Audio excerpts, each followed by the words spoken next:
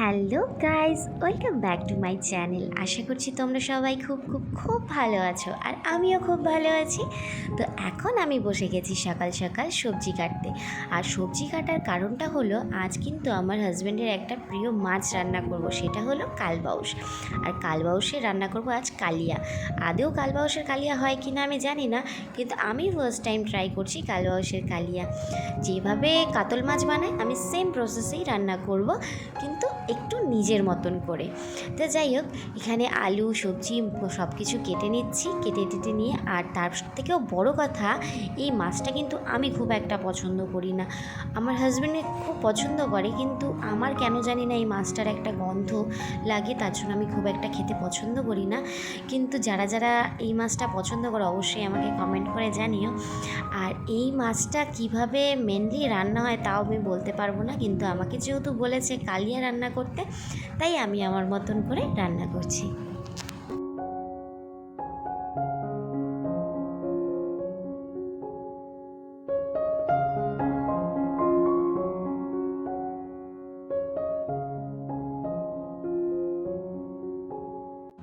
মাছের পিসগুলো কিন্তু অনেক বড় ছিল, কারণ মাছটা কিন্তু অনেকটাই বড় ছিল। আর এখানে দেখতেই পাচ্ছ 4 পিস মাছেই আমার কড়াই যেন ভরে গেছে।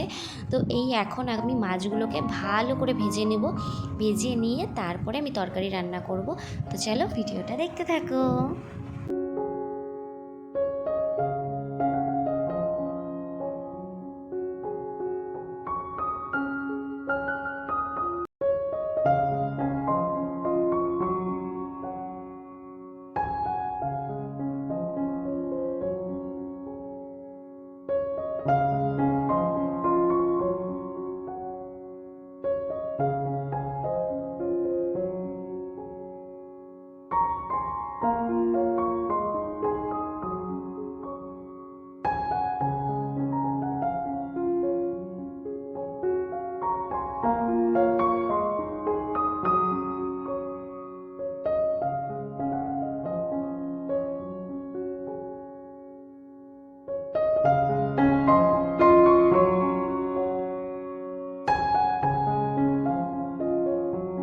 এদিকে বসিয়ে দিলাম আমের চাটনি, কেননা একটা দিকে মাছ হতে হতে ভাবলাম আমের চাটনিটা বসিয়ে দিই, কেননা এই আমের চাটনিটা না হলে কিন্তু আজকের খাওয়া দাওয়াটা জমবে না।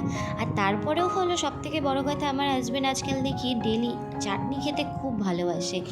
আগে খেত না, কিন্তু আজকাল দেখছি খুব চাটনি খেতে পছন্দ করছে, তাই আমাকে ডেলি চাটনিটা বানাতে হচ্ছে। আর এদিকে মাছের জন্য যে পেঁয়াজটা বসিয়েছিলাম, পেঁয়াজটা ফ্রাই হয়ে গেছে।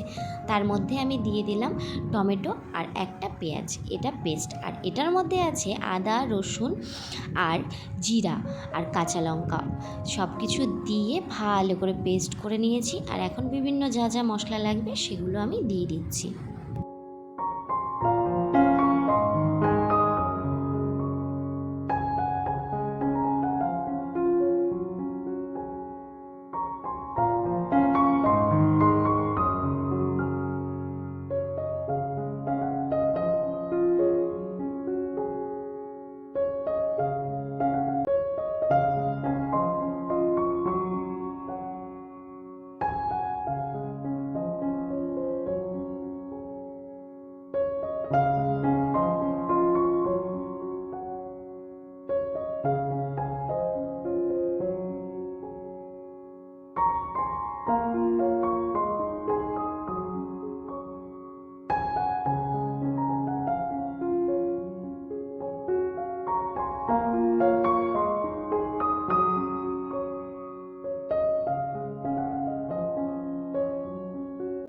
এদিকে পরিমাণ মতন জল দিয়ে মাছটাকে ভালো করে ফুটিয়ে নিলাম। আর এখানে নামানোর সময় ঘি আর গরম মশলা দিয়ে দিলাম। আর আমার মাছ রান্না কিন্তু কমপ্লিট। তোমাদের কীরকম লাগলো অবশ্যই আমাকে কমেন্ট করে জানাবে যে মাছের ঝোলটা কিন্তু কীরকম হয়েছে। আর তারপরে বসিয়ে দিলাম আলু ভাজা। একটুখানি ডাল আছে, তো আমি ভাবলাম যে একটু আলু ভাজাও বসিয়ে দিই। তো আজকের মেনুতে ছিল স্যালাড, আলু ভাজা, ডাল, মাছের ঝোল আর চাটনি। এই ছিল আজকের লাঞ্চ মেনু। তোমাদের যদি ভিডিওটা ভালো লাগে অবশ্যই চ্যানেলটা সাবস্ক্রাইব করে দিও।